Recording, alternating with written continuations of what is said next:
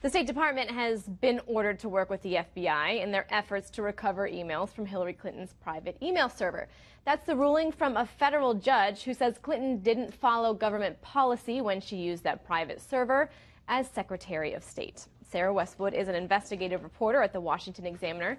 She's been covering the investigation from the very beginning, and she joins us now. Sarah, thank you so much for joining us. And you just wrote a piece that was in the Washington Examiner just a couple hours ago, and the headline really caught my attention. It said, "Email timelines suggest second server may exist." And so in this tangled web, this controversy that we've been following, is it possible that it just got more tangled?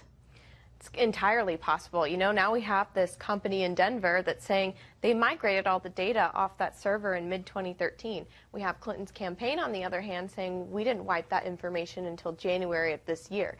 It suggests that all of those emails could have been located on another server this entire time, and they were wiped off the second server, or that someone here is not being truthful about when the emails were deleted or moved. Where do we go to find out the whereabouts of that, even the possibility of the second server? Do we go to the contractor? Do we go to the Clinton team? Obviously, both of them would have knowledge of that, right? Hillary Clinton would obviously know where her emails are at this point, and the team that's managing them should also know. But this company has said they're not in possession of any device at this point that has the emails on them. So we really just don't know where they are, but it's entirely possible that these emails that we now know to be classified are still out there somewhere. Right. Can you shed some more light on Platte River Networks for maybe some of our viewers that aren't familiar with it? Were they even capable in the first place of handling this type of alleged classified material if it's on her server?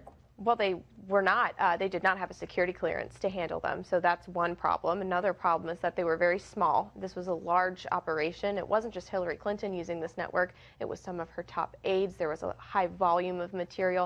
And they've been described as a mom-and-pop shop. We know that in their early years, they were operating out of a bathroom.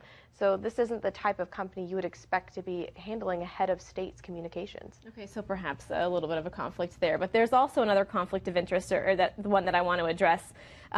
Who is the attorney in charge of the State Department's filings, and is there a conflict there, the State Department's handling of the emails, and is there a conflict there with not just the State Department, but also Hillary Clinton?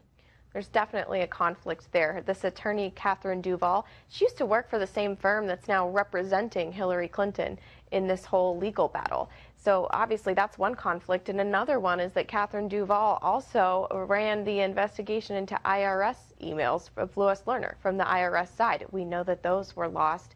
Now she's in charge of Hillary Clinton. So there's a question as to why someone with ties to Clinton's defense and with a past history of losing records would be put in charge of the Clinton emails. Right. So where do we go for here when our viewers may be shaking their heads and saying, well, and now we're learning of the possibility of perhaps another location where these emails can possibly be.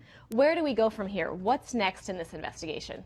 This would be something for the FBI to take up. They are the ones who have taken over the investigative side of this, not just screening the emails for classified information. So they would need to go out and find all physical copies of this information, because it's not safe when it's just out there in an unsecured environment. As we know, these thumb drives containing copies were sitting in a desk drawer.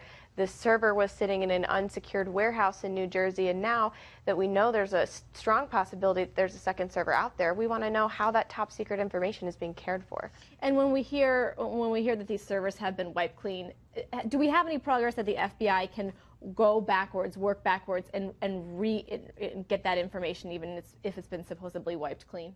Absolutely. The FBI has expressed optimism that they can pull emails off of that server. There's a lot of, forensic things that they can do to go back into the hard drive and figure out, at the very least, when the emails were wiped, because that data will be time-stamped.